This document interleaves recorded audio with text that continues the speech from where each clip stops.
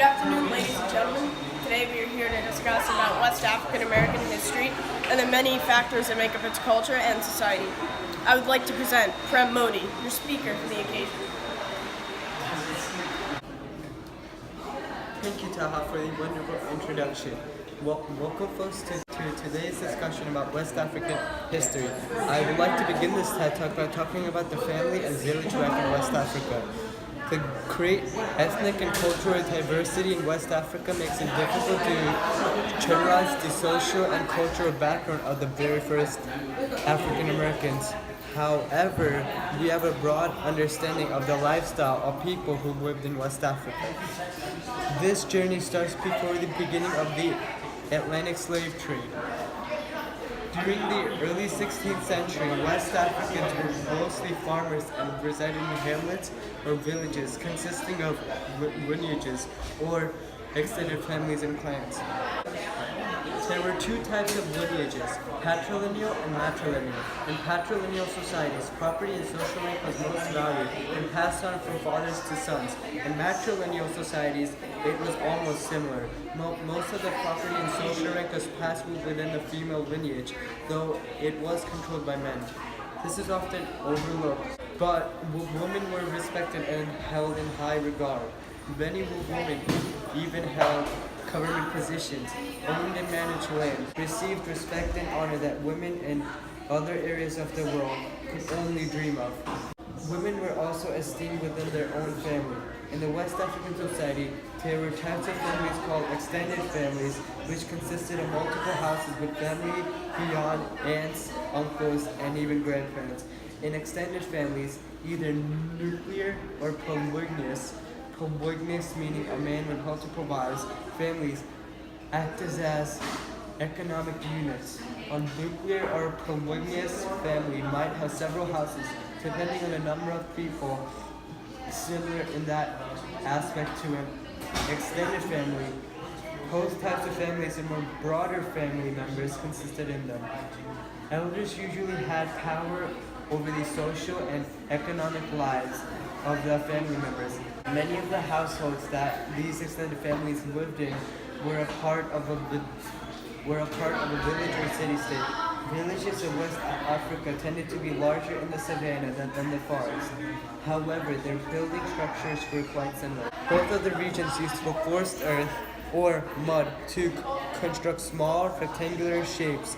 The villages were surrounded by a high 10-foot wall constructed by mud or mud brick. In nuclear and polygynous households, the husband resided in the larger house while his wives in the smaller houses. Villagers had very few possessions and personal belongings. The few personal items they possessed consisted of cots, rugs, stools, and storage chests made of wood. They also possessed tools and weapons including bows, spears, iron axes, hoes, and scythes. Both regions produced cotton to make clothes. West Africans who resided in the savanna cultivated millet, rice, and sorghum, supplementing them with peas, okra, watermelons, and many nuts. They also kept goats and cattle to produce dairy products. Farming was tough in West Africa because drought occasionally occurred on the savanna. Also, diseases in the forest were carried by cyst flies, sickening draft animals, and agricultural plots were limited in size because the land had to be cleared by hand, thus allowing only 2 to 3 acres of field per family. West Africa was very culturally and religiously diverse. Most of the tribes that made up West Africa worshipped their ancestors. They would carve and sculpt figurines of their ancestors out of wood and stone. West Africans were also known for being animists, which means that they worshipped gods of nature and believed that they were connected to the earth. Many of the rituals and gatherings were headed by a specialized priest. The priest did not work for the monarchs or any of the nobles. As previously stated, these families lived in villages and city-states. These were controlled and overlooked by monarchs and people of high status. Although they were monarchs, many West Africans had no government and lived in stateless societies. Most of these societies were very similar to each other. Many of the things found in West Africa can be found nowhere else in the world. The culture, people, and the religion are very unique. In conclusion, West Africa was a very culturally diverse and welcoming region of the world. Thank you for tuning in to this TED Talk about West African culture.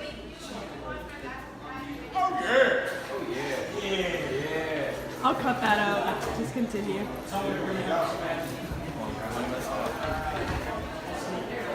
Keep on recording.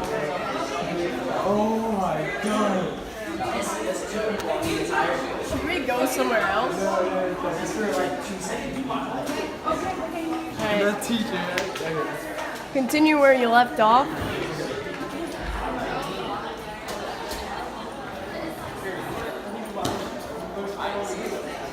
Who resided in the savannah cultivated millet, rice, and sorghum.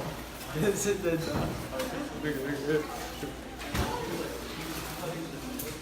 watermelon, very nuts.